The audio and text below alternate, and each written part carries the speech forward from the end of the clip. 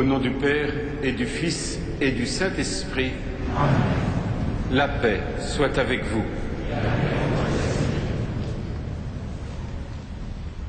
Ce soir, notre cœur est plein d'espérance dans l'attente du divin Messie, dans l'attente de l'enfant de Bethléem.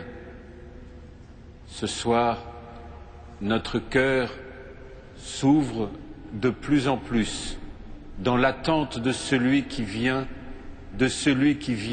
nous sauver, de celui qui demande notre oui, comme l'ange Gabriel l'a demandé à la Vierge Marie, notre oui à la volonté de Dieu pour que Dieu vienne dans ce monde, notre oui à l'amour de Dieu pour que son amour soit connu de notre monde, mais pour que notre cœur s'ouvre à ce grand désir de Dieu, à ce grand désir de l'homme, il nous faut aimer la miséricorde du Seigneur. Il nous faut aimer son pardon, car seule sa miséricorde préparera notre cœur à accueillir celui qui fait miséricorde au monde. Reconnaissons que nous sommes pécheurs.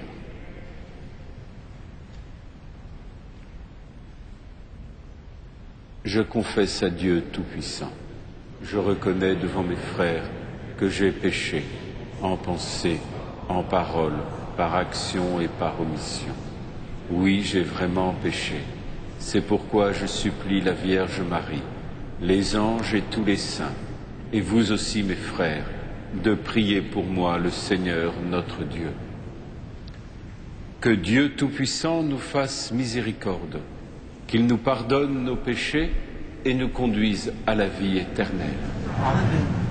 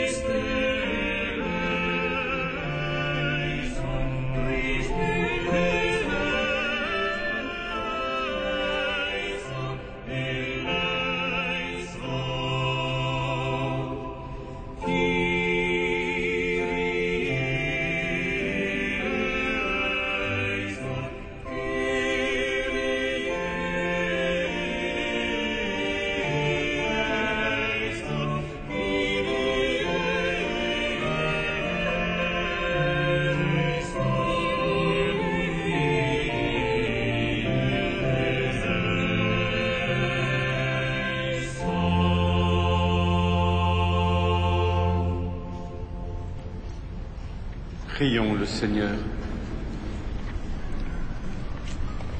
Que ta grâce, Seigneur notre Père, se répande dans nos cœurs. Par le message de l'ange, tu nous as fait connaître l'incarnation de ton Fils bien-aimé. Conduis-nous, par sa passion et par sa croix, jusqu'à la gloire de la résurrection, par Jésus-Christ notre Seigneur et notre Dieu, qui vit et règne avec toi, Père, dans l'unité de l'Esprit Saint, pour les siècles des siècles.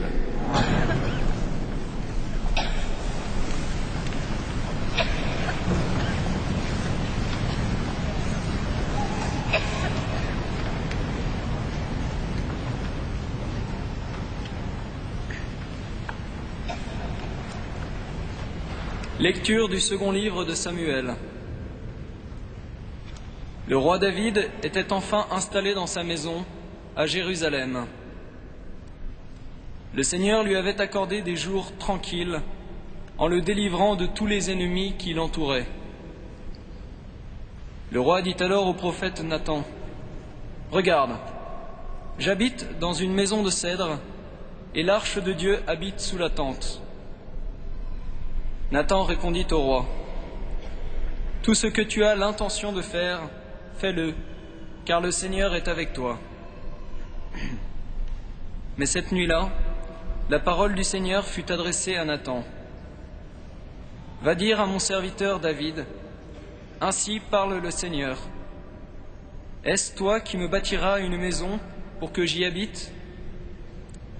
C'est moi qui t'ai pris au pâturage, derrière le troupeau, pour que tu sois le chef de mon peuple Israël.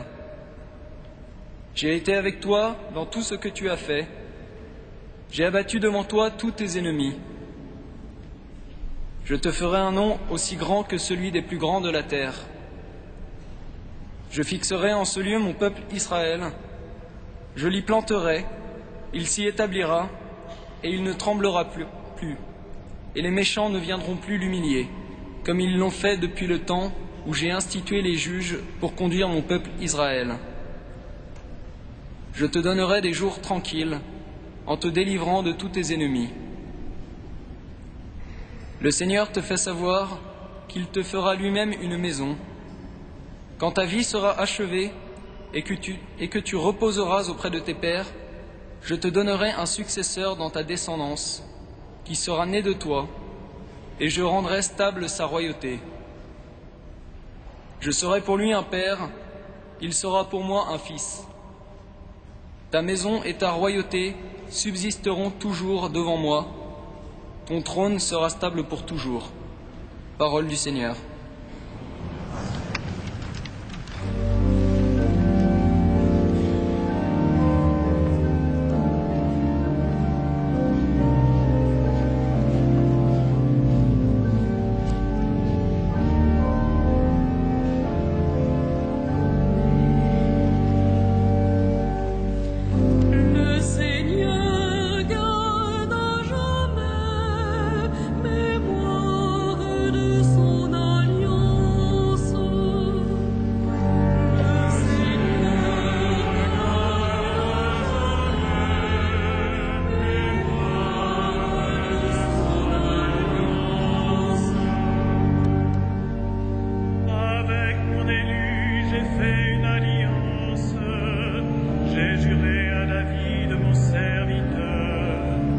J'établirai ta dynastie pour toujours.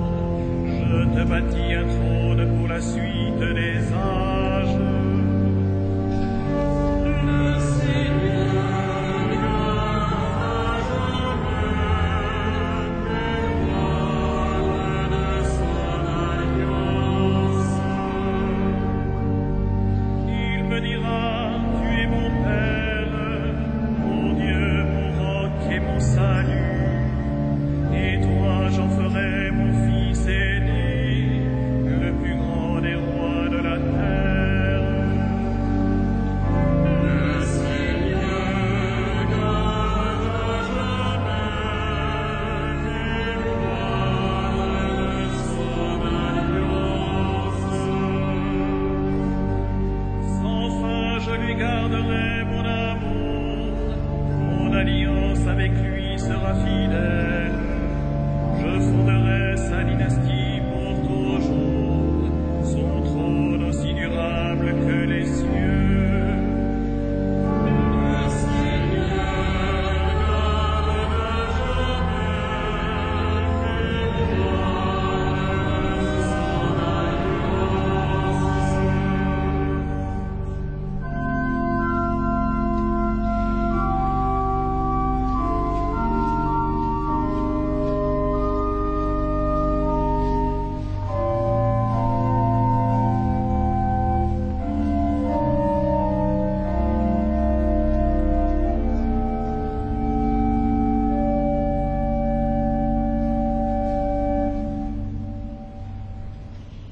Lecture de la lettre de saint Paul apôtre aux Romains.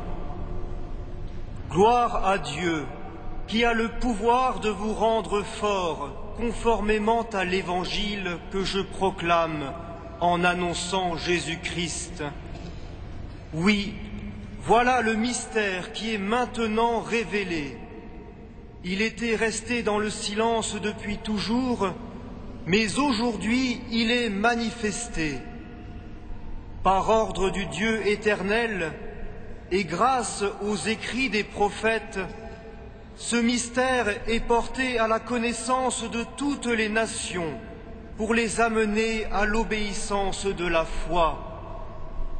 Gloire à Dieu, le seul sage, par Jésus-Christ et pour les siècles des siècles. Amen. Parole du Seigneur.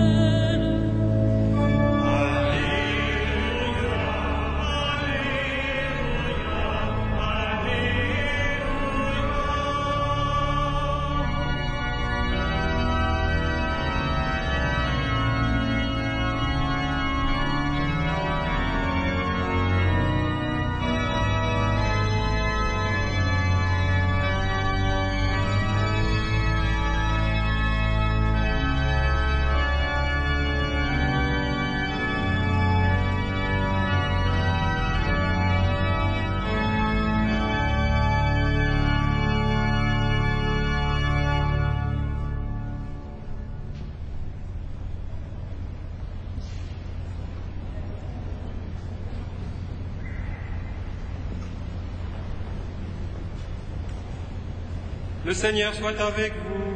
Et avec votre esprit. Évangile de Jésus-Christ selon saint Luc. À toi, Seigneur.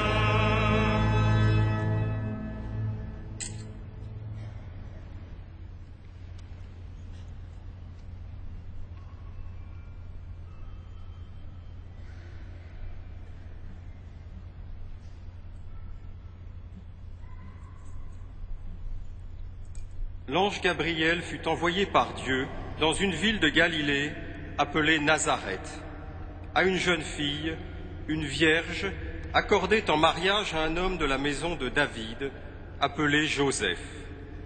Et le nom de la jeune fille était Marie.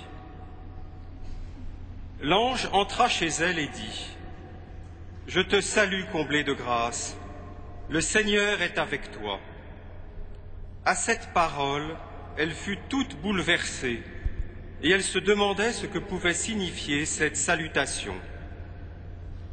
L'ange lui dit alors : « Sois sans crainte, Marie, car tu as trouvé grâce auprès de Dieu. Voici que tu vas concevoir et enfanter un fils. Tu lui donneras le nom de Jésus. Il sera grand, il sera appelé Fils du Très-Haut. Le Seigneur Dieu lui donnera le trône de David son père. Il régnera pour toujours sur la maison de Jacob, et son règne n'aura pas de fin. » Marie dit à l'ange : « Comment cela va-t-il se faire, puisque je suis vierge ?» L'ange lui répondit : « L'Esprit Saint viendra sur toi, et la puissance du Très-Haut te prendra sous son ombre. C'est pourquoi celui qui va naître sera saint, et il sera appelé Fils de Dieu. Et voici qu'Élisabeth, ta cousine, a conçu, elle aussi, un fils dans sa vieillesse, et elle en est à son 6e mois, alors qu'on l'appelait la femme stérile. Car rien n'est impossible à Dieu. Marie dit alors, « Voici la servante du Seigneur, que tout se passe pour moi selon ta parole. » Alors l'ange la quitta. Acclamons la parole de Dieu.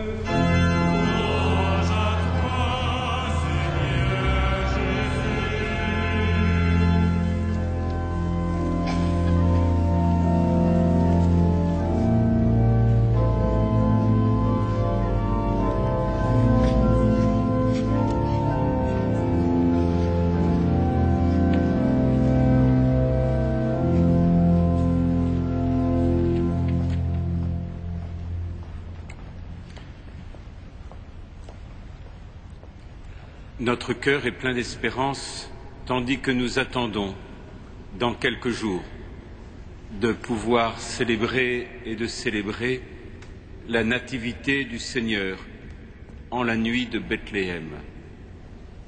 Notre cœur est plein d'espérance, car déjà nous avons fait et nous faisons l'expérience du Seigneur qui vient nous sauver, qui vient à notre rencontre dans les sacrements.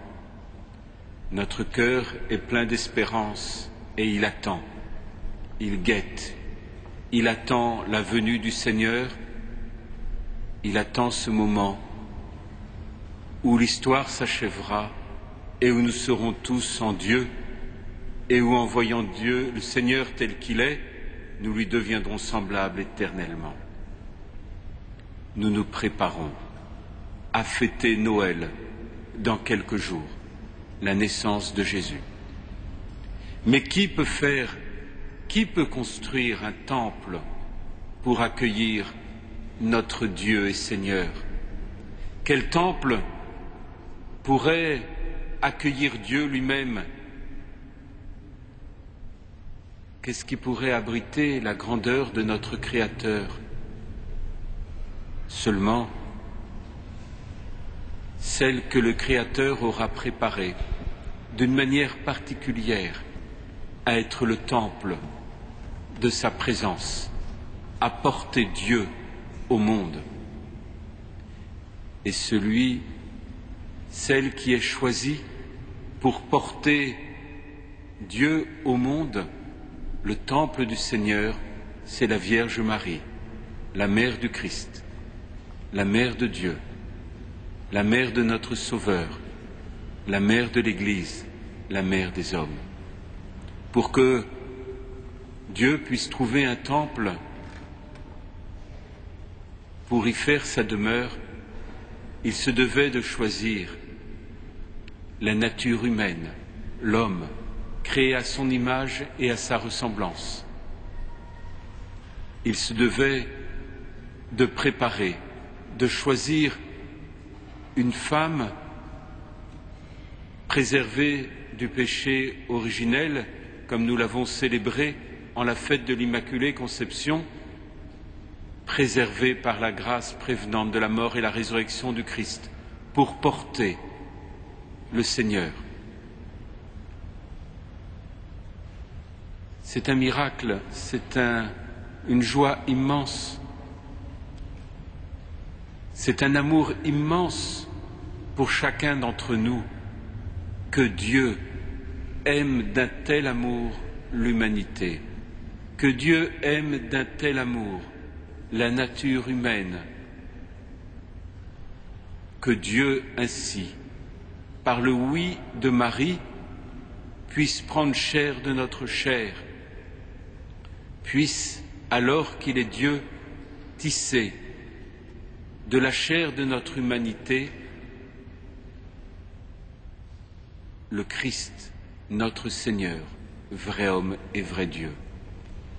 Quel amour de la part de notre Dieu que de se faire homme pour nous. Quel amour infini que de prendre chair de notre chair, et en prenant chair de notre chair, quelle grandeur il donne à la personne humaine. Nous le savons, nous sommes toujours indignes d'un tel amour. Nous ne méritons pas l'amour dont nous sommes aimés par Dieu. Et de toutes les manières, vous le savez, nous le savons, nul ne mérite l'amour dont il est aimé, et celui qui pense mériter l'amour dont il est aimé a déjà mis la main sur l'amour, car l'amour est gratuit, l'amour est une grâce infinie, l'amour ne se mérite pas, il s'accueille d'un cœur reconnaissant. Et voilà que Dieu, dans son amour, demande à la Vierge Marie, veux-tu porter le Sauveur? Veux-tu porter en toi Dieu qui prend chair, de la chair humaine? Et nous, et vous, acceptez-vous de dire oui? Ayez confiance. Le oui que vous prononcerez est le oui de votre dignité. Ô homme, reconnais ta dignité. Voilà que, dans ce que tu es appelé à porter Dieu en ton sein. Tu es appelé à porter Dieu en ta chair. En la Vierge Marie, tout homme découvre qu'il reçoit de Dieu la grâce et la force de vivre la dignité d'être celui qui porte Dieu au monde. Ô homme, reconnais ta dignité. Elle t'est donnée en ce nouveau-né de Bethléem que tu vas accueillir bientôt et qui, vrai Dieu, a pris chair de ta chair pour donner à ta chair humaine et à ta nature humaine la grandeur et le poids de la dignité et de l'amour même de Dieu. Voilà le chemin étonnant sur lequel nous sommes engagés. Mais pourquoi fallait-il donc qu'il y ait ce oui de la Vierge Marie? Pourquoi fallait-il donc qu'il y ait cette union intime entre Dieu et l'homme jusqu'à ce que Dieu se fasse homme? Parce qu'il fallait que le dessein bienveillant du Père pour chaque homme puisse se réaliser. Et quel est-il, ce dessein bienveillant? Que nous soyons fils de Dieu par adoption, que nous soyons par adoption ce que le Christ est par nature, que nous soyons divinisés, que nous devenions ce qu'est l'homme dans l'amour du Père et dans le dessein du Père créateur, que nous puissions devenir éternellement dans l'amour de Dieu ce qu'est l'homme divinisé par la puissance de l'amour de Dieu. Il fallait que s'accomplisse le salut. Et ce chemin, il se passe par ce oui de la Vierge Marie, par ce oui que Dieu nous demande à chacun d'entre nous, ce oui qui va faire justement que Dieu puisse se faire homme et qu'il épouse le tout de la nature humaine. Non seulement il a consenti, lui qui est le Créateur, à se laisser tisser pendant 9 mois en la chair de la Vierge Marie, mais il a consenti et il s'est fait véritablement homme jusqu'à devoir fuir devant la violence d'Hérode et pour échapper au massacre des saints innocents. Il a consenti à vivre la vie d'un enfant, à vivre la vie d'un adulte, à proclamer la bonne nouvelle. Mais pour nous sauver, il n'a pas fait comme des gestes qui seraient extérieurs à notre humanité. Il a assumé notre humanité. Il l'a assumé dans sa chair. Il a assumé la chair de l'homme, il a assumé la souffrance de l'homme, il a assumé le combat du mal auquel nous sommes soumis, il a assumé la mort dans sa chair jusqu'à mourir sur la croix. Et comme nous le dira un si beau concile, tout ce qui est assumé est sauvé.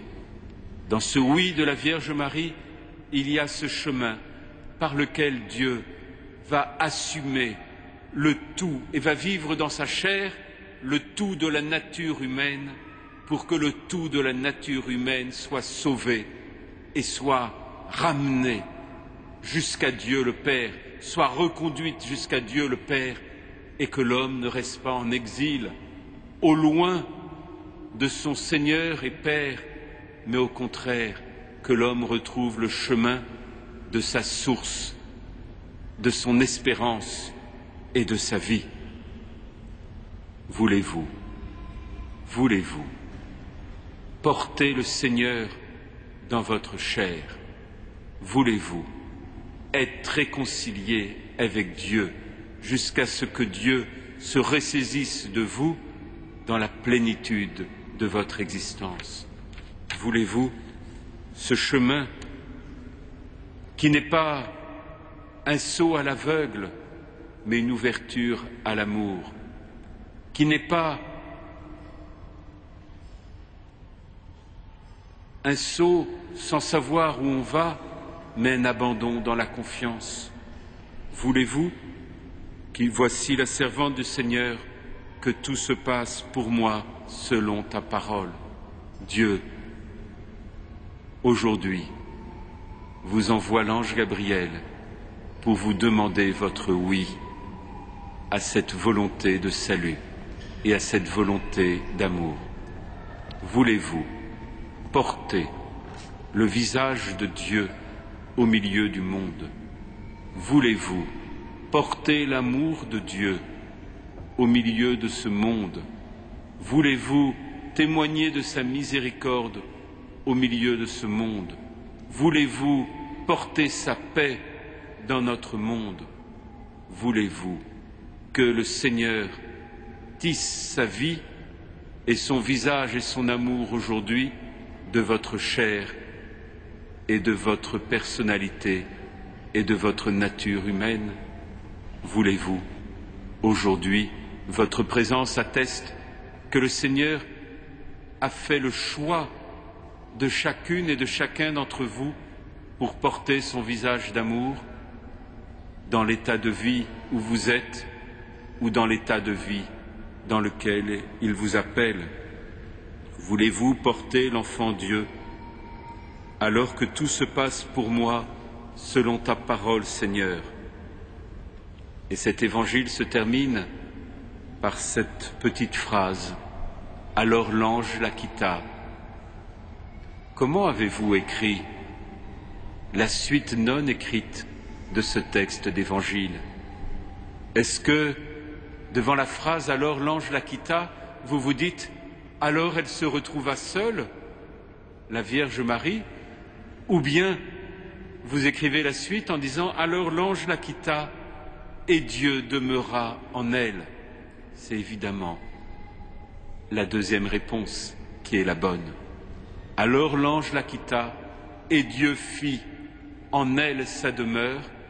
Elle est ce temple que Dieu lui-même a bâti pour accueillir la présence de Dieu et donner Dieu au monde. Dieu nous demande aujourd'hui notre oui pour que Dieu soit donné au monde et soit rendu visible à travers le visage de l'Église et le témoignage de chacun d'entre vous. À votre oui, l'ange vous quittera peut-être, mais Dieu aura fait en vous sa demeure éternellement.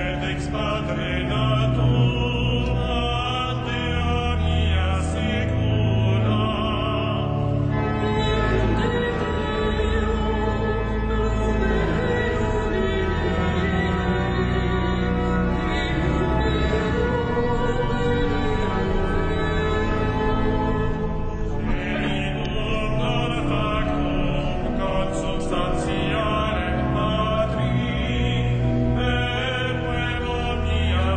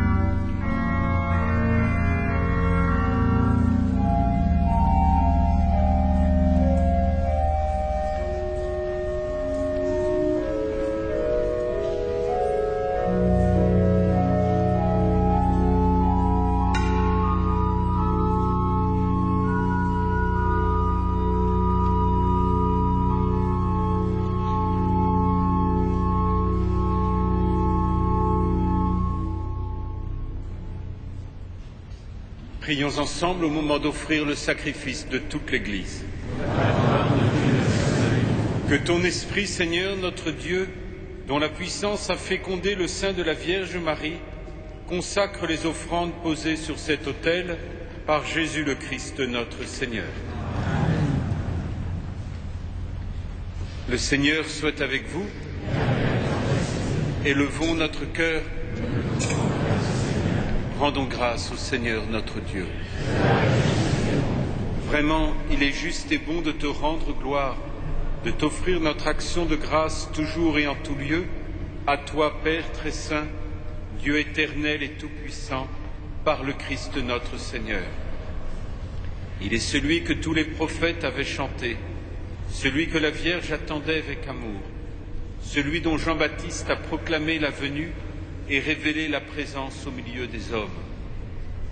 C'est lui qui nous donne la joie d'entrer déjà dans le mystère de Noël, pour qu'il nous trouve quand il viendra, vigilants dans la prière et remplis d'allégresse. C'est pourquoi, avec les anges et les archanges, avec les puissances d'en haut et tous les esprits bienheureux, nous chantons l'hymne de ta gloire et sans fin nous proclamons.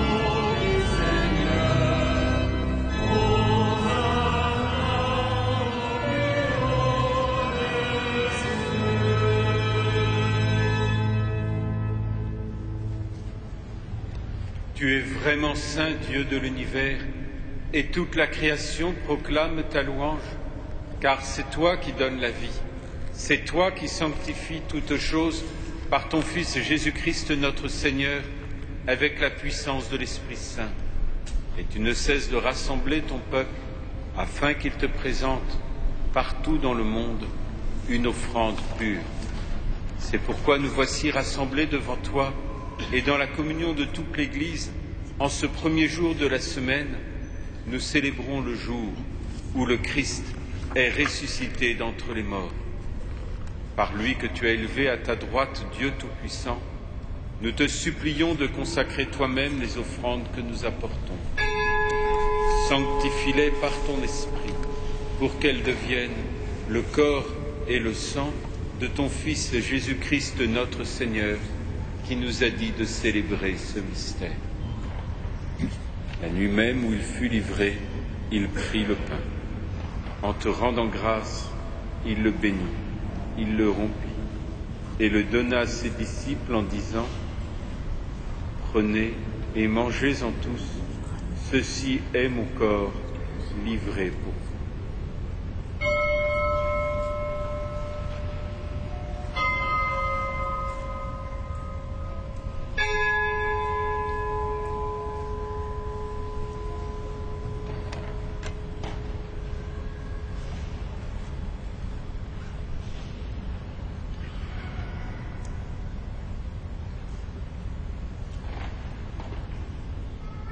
De même, à la fin du repas, il prit la coupe. En te rendant grâce, il la bénit et la donna à ses disciples en disant : Prenez et buvez-en tous, car ceci est la coupe de mon sang, le sang de l'alliance nouvelle et éternelle, qui sera versé pour vous et pour la multitude en rémission des péchés. Vous ferez cela en mémoire de moi.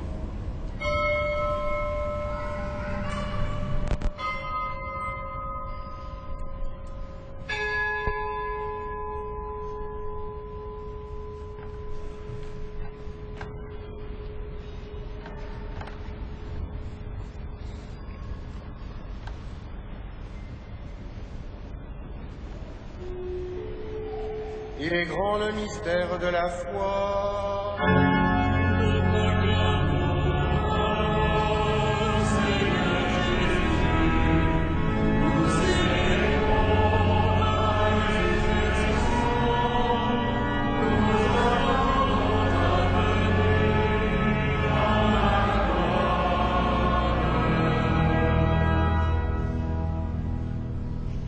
nous en mémoire de ton Fils, de sa passion qui nous sauve, de sa glorieuse résurrection et de son ascension dans le ciel, alors que nous attendons son dernier avènement, nous présentons cette offrande vivante et sainte pour te rendre grâce.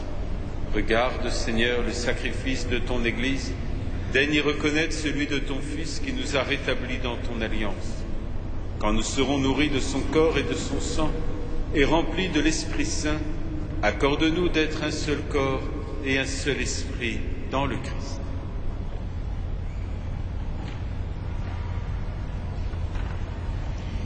Que l'Esprit Saint fasse de nous une éternelle offrande à ta gloire, pour que nous obtenions un jour les biens du monde à venir, auprès de la Vierge Marie, la bienheureuse Mère de Dieu, avec les apôtres, les martyrs, Saint Denis et tous les saints, qui ne cessent d'intercéder pour nous.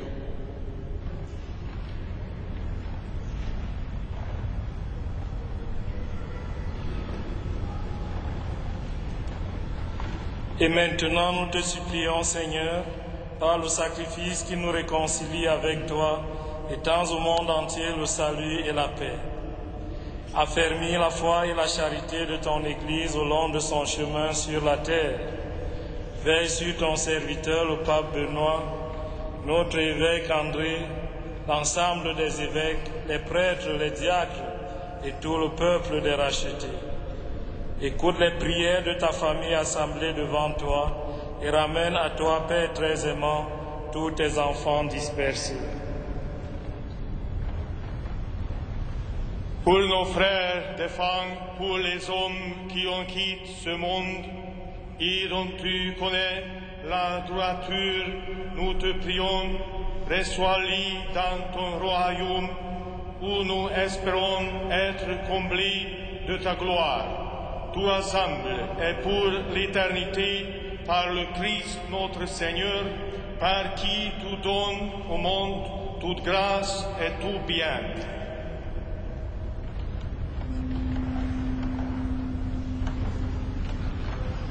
Par lui, avec lui et en lui.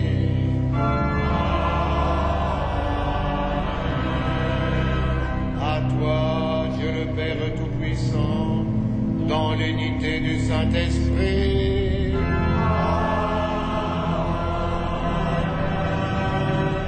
Tout honneur et toute gloire pour les siècles des siècles.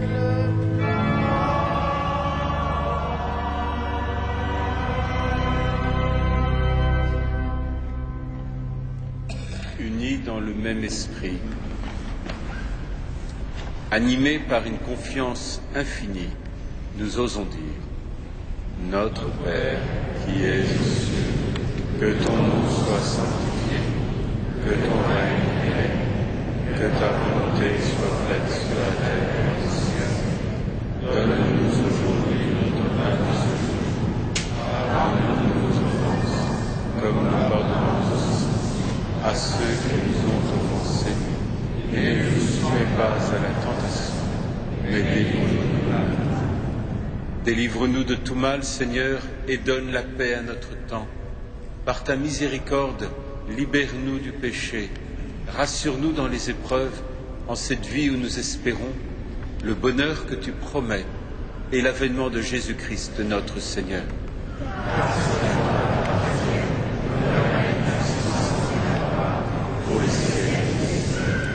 Seigneur Jésus-Christ, tu as dit à tes apôtres: je vous laisse la paix, je vous donne ma paix.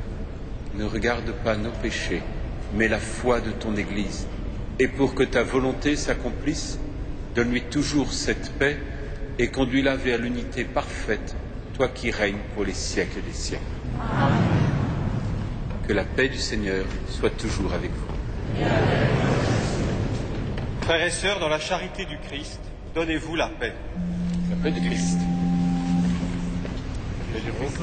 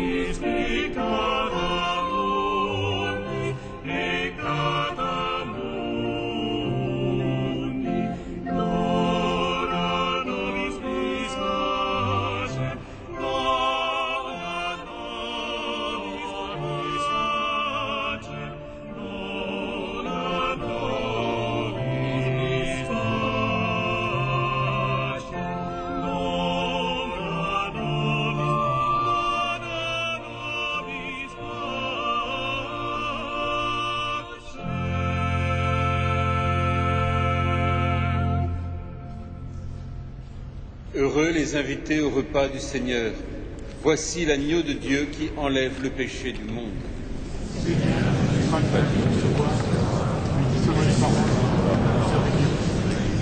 Que le corps et le sang du Christ nous gardent pour la vie éternelle. Amen.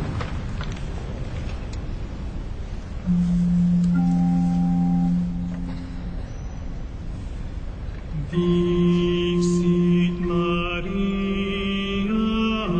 dixit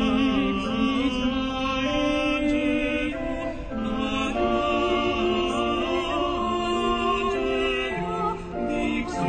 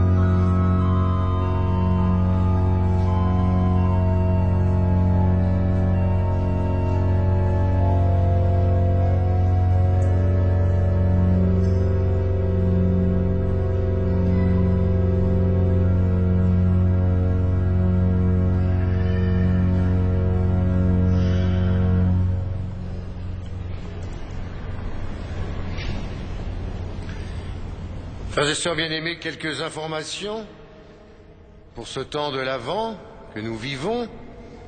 Tout d'abord ce soir, et puis à partir de mercredi, pendant les vacances scolaires, tous les soirs, la cathédrale sera ouverte jusqu'à 20h45 pour que nous puissions, à notre guise, visiter la crèche ou nous recueillir dans la nef, dans le calme du soir. D'autre part, jeudi 22 décembre, adoration du Saint-Sacrement à 19h. Samedi prochain, 24 décembre, nous entrerons dans la solennité de la Nativité du Seigneur.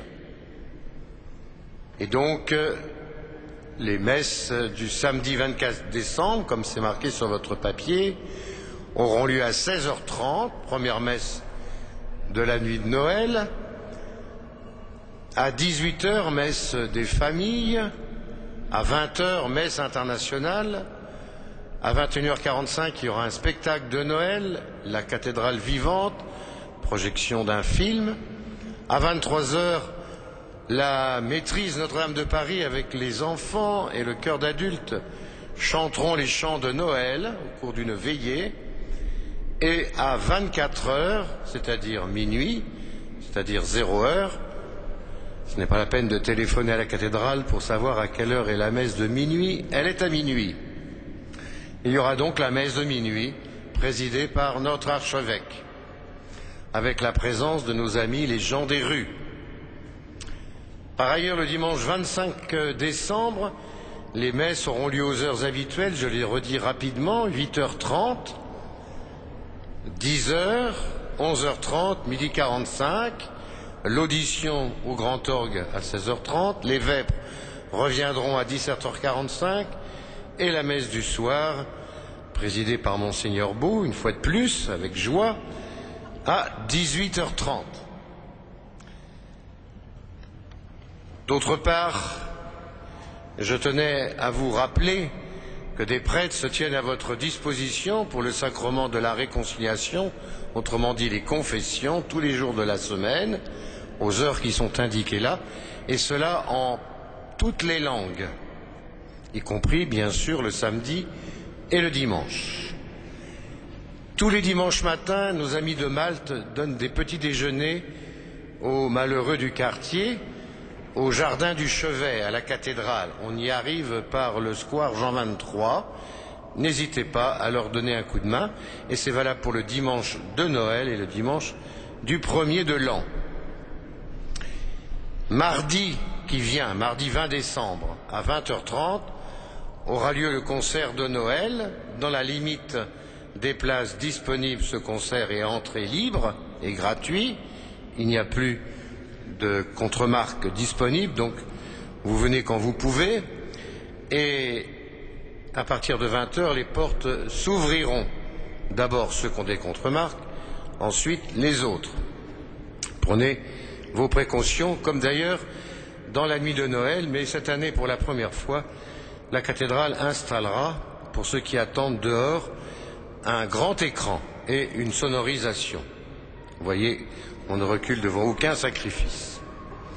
Enfin, vous pourrez passer à la boutique de Noël, la boutique de la cathédrale de Noël, pour avoir quelques idées de cadeaux. Et puis, n'oubliez pas non plus que le jubilé des 850 ans de la cathédrale est dans moins d'un an maintenant, et que donc si vous connaissez des amis ou vous-même, pour donner quelque argent pour nous aider, eh bien, vous avez toutes les inscriptions sur votre feuille. À propos de jubilé, nous allons restaurer le Grand Orgue, mais en attendant, nous nous réjouissons de la restauration de l'état de santé de Philippe Lefebvre, qui est retourné à la tribune pour aujourd'hui et ce soir, nous l'avons entendu. Nous l'encourageons pour qu'il poursuive sa convalescence, mais les deux autres titulaires du Grand Orgue, M. Latry et M. Leguet, ont des problèmes momentanés. N'ayez pas peur, de santé. Nous pouvons les encourager, eux aussi, pour leur restauration et donc les applaudir finalement.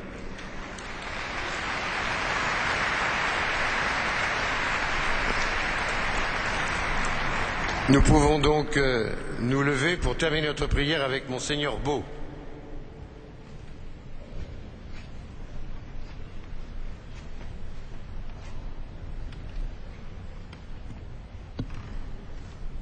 Unissons nos prières. Nous avons reçu dans ton sacrement, Seigneur, le gage de la rédemption éternelle.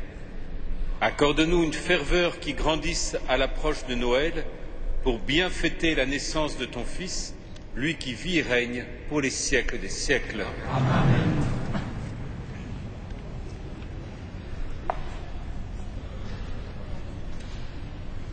Le Seigneur soit avec vous. Vous croyez que le Fils de Dieu est venu dans ce monde et vous attendez le jour où il viendra de nouveau. À la clarté de cette lumière qui lève, que Dieu son Père vous guide dans toutes vos démarches et qu'il multiplie sur vous ses bénédictions. Amen. Qu'il rende ferme votre foi, joyeuse votre espérance et constante votre charité. Amen.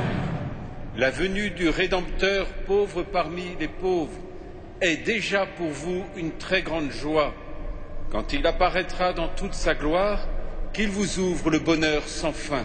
Amen. Et que Dieu Tout-Puissant vous bénisse, le Père, le Fils et le Saint-Esprit. Amen. Je vous souhaite à tous une bonne marche vers Noël. Allez dans la paix du Christ.